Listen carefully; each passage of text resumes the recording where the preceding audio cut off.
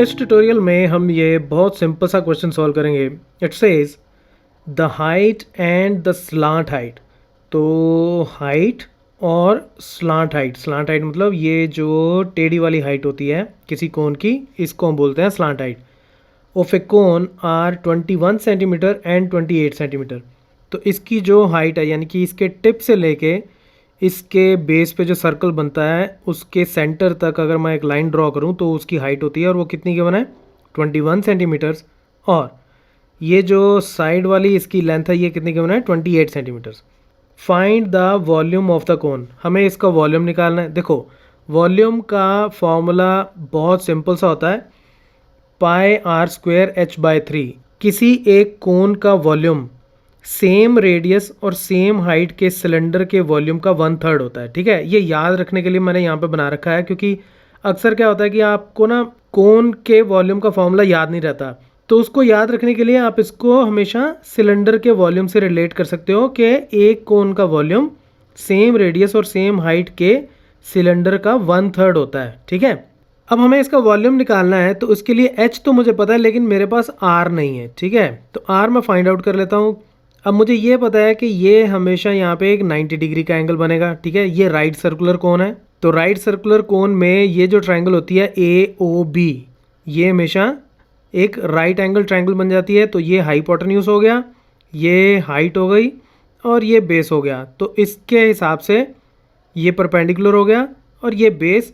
तो मैं Pythagoras theorem लगा के पहले तो मैं आर निकाल लेता हूँ। ठीक है, so in right angle triangle AOB, तो इसमें मेरे पास AB स्क्वायर कितना हो गया AO square plus OB square because of Pythagoras theorem. ठीक है, अब AB मेरे पास 28 है तो ये हो गया 28 square is equal to AO मुझे 21 गिवन है 21 सेंटीमीटर, इसका स्क्वायर प्लस OB मेरे पास क्या है, ये मेरा रेडियस होता है। ठीक है, आर स्क्वायर। सो यहाँ से मैं आर स्क्वायर निकालता हूँ तो आर स्क्वायर हो गया 28 square minus 21 square which is equal to 28 square होगा मेरे पास 784 माइनस 441। तो this implies R square is equal to, इसको आप सॉल्व करोगे तो आ जाएगा 343। This implies R is equal to square root of 343। अब इसको मैं ऐसे भी लिख सकता हूँ 7 इंटू 7 इंटू 7 इसका स्क्वायर रूट। ठीक है, 7 इंटू 7 इंटू 7 इज 343। अब इसमें से सिर्फ एक पेयर मैं स्क्वायर रूट से बाहर निकाल लेता हूँ और एक को अंदर छोड़ देता हूँ। इसको मैं सॉल्व नहीं करता स्क्वायर रूट 7 को। क्यों नहीं सॉल्व करता मैं बताता हूँ अभी आपको। आगे जाके मुझे इसका वॉल्यूम निकालना है और उसमें आर स्क्वायर आएगा, तो आर स्क्वायर आएगा तो इसका स्क्वायर करना आसान होगा, तो इसलिए इसको ऐसे ही छोड़ सकते हो आप, क्योंकि स्क्वायर रूट 7 का स्क्वायर जब करूँगा तो 7 हो जाएगा। So let's find out its volume now. So volume अब कितना आ जाएगा, कोन का वॉल्यूम होता है 1/3 पाई आर स्क्वायर एच। ठीक है, विच मीन्स 1/3 पाई की वैल्यू कुछ ना दी हो तो हम 22/7 यूज़ करते हैं इनटू आर स्क्वायर, तो यानी कि 7 स्क्वायर रूट 7 का स्क्वायर इनटू एच, और एच कितना गिवन है मुझे 21।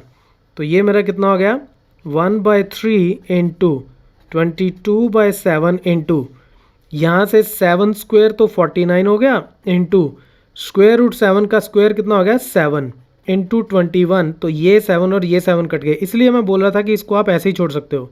और इसको जब आप सॉल्व करोगे तो आपके पास आंसर आएगा 7546 इतने सेंटीमीटर क्यूब।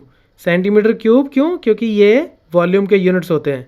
तो ये हमारा हो गया answer. So that's it from this tutorial. Keep watching मैथमाफिया।